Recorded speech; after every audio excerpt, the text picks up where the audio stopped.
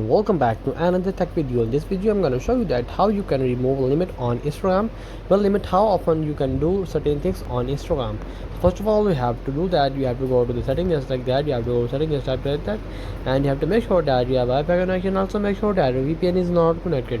After that, just go back and just go to Instagram and just wait for a second and just go to the profile section of Instagram and just go to three lines and just wait and just scroll down and just go to the section of limit interaction. Just tap on it and just wait and make sure that you have turned it on of that button just like that. I didn't turn it on.